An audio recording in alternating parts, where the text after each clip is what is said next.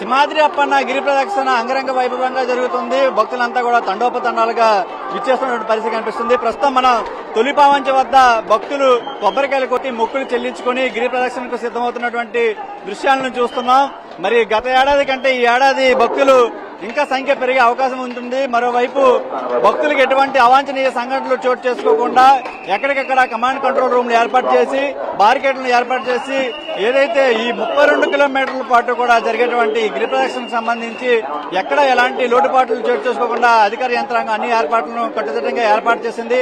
మరి సుదూర ప్రాంతాల నుంచి వస్తున్నటువంటి భక్తుల కోసం ఉచిత బస్సులు ప్రత్యేక బస్సులను కూడా ఏర్పాటు చేసినటువంటి పరిస్థితి కనిపిస్తుంది. ప్రస్తుతం మనం చూస్తున్నాం ఏదైతే భక్తులంతా కూడా తొలిపావంచ వద్ద కొబ్బరికాయలు కొట్టి మొక్కులు చెల్లించుకొని లక్షలాది మంది భక్తులు ఈ రోజు ఉదయం నుంచి కూడా విచ్చేస్తున్నారు. ఈ రోజు మధ్యాహ్నం నుంచి స్వామివారి దివ్యరథం ప్రారంభమవుతుంది. దివ్యరథం ప్రారంభమయ్యాక మరికొంతమంది భక్తులు విచ్చేసే అవకాశం కనిపిస్తుంది. గత ఏడాది 7 లక్షల మంది సుమారు హాజరైనట్టు తెలుస్తుంది. మరి ఈ ఏడాది ఆ సంఖ్య పెరిగే అవకాశం కూడా కనిపిస్తుంది. 10 లక్షల మంది వరకు కూడా హాజరయ్యే అవకాశం ఉన్న నేపథ్యంలో ఎటువంటి ట్రాఫిక్ సంబంధించి ఇబ్బందులు ఎదుర్కోకుండా ప్రస్తుతం అన్ని ఏర్పాట్లు కూడా అధికారులు చేశారు. తొలిపావంచ వద్ద మనం చూస్తున్నాం. ఈ రోజు రేపు ఈ గిరి ప్రదక్షిణ జరుగుతుంది. కేవలం విశాఖ వాసులే కాకుండా రాష్ట్ర నలుమూలల నుంచి ఇతర రాష్ట్రాల నుంచి కూడా భక్తులు తండోపతండాలుగా విచ్చేస్తున్నారు. ఈ రోజు ఉదయం నుంచి కూడా జరుగుతున్నటువంటి గిరి ప్రదక్షిణలో భాగంగా భక్తులు భక్తి శ్రద్ధలతో గోవిందనామ స్మరణలతో ప్రత్యేక పూజలు నిర్వహించి ఈ విధంగా వెళ్తున్నటువంటి పరిస్థితి మనకు కనిపిస్తుంది. మేడం ఎక్కడి నుంచి వచ్చారు? మేడం ఎక్కడి నుంచి వచ్చారండి? వైజాగ్ నుంచి వచ్చి ప్రతి ఏడాది వస్తుంటారా? ప్రతి సంవత్సరం ఇది మూడోసారి. ఎలా అనిపిస్తుంది మేడం?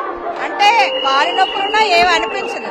ఇక్కడికి వచ్చిన తర్వాత ఏ నొప్పులు ఉండవు. భయం వేసి వస్తాను, చాలా చక్కగా చేసుకుని వెళ్తారు. చాలా హ్యాపీ అనిపిస్తుంది. ప్రతి సంవత్సరం ఇంట్రెస్ట్ పెరుగుతుంది కానీ తగ్గలేదు. చాలా ఆనందంగా అనిపిస్తుంది. అంతా దేవుడి దయ.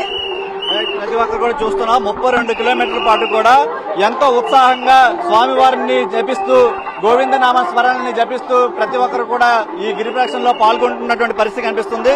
ముఖ్యంగా పెద్ద ఎత్తున వృద్ధులతో పాటు మహిళలు యువత కూడా ఈసారి చాలా ఉత్సాహంగా గిరి ప్రదక్షిణలో భాగంగా పాల్గొంటున్నారు. మరోవైపు భక్తుల కోసం సుదూర ప్రాంతాల నుంచి వచ్చినటువంటి భక్తుల కోసం ఏపీఎస్ఆర్టీసీ 50 ప్రత్యేక బస్సులను కూడా ఏర్పాటు చేశారు. మరి ఈ రోజు రేపు కూడా చాలా అంగరంగ వైభవంగా ఈ గిరి ప్రదక్షిణ కొనసాగుతుంది. మరి కాసేపట్లో ఈ రోజు మధ్యాహ్నం స్వామివారి రథం ప్రారంభమవుతుంది. రథం ప్రారంభమైన తర్వాత మరికొంతమంది ఇంకా క్రౌడ్ పెరిగే అవకాశం కనిపిస్తుంది.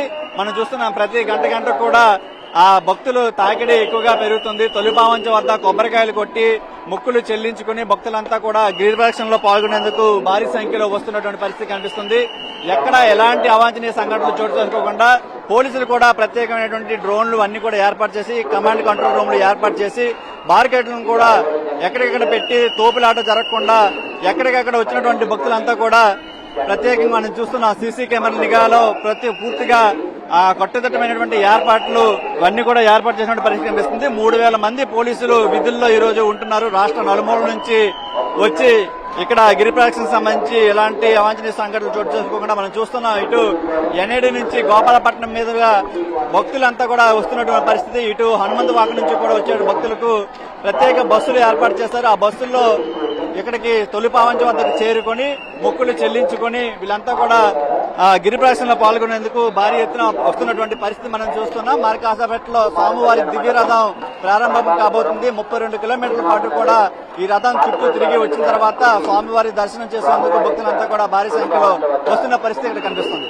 కెమెరామెన్ రవితో చిరంజీవి, ఎన్టీవీ, సింహాచలం నుంచి.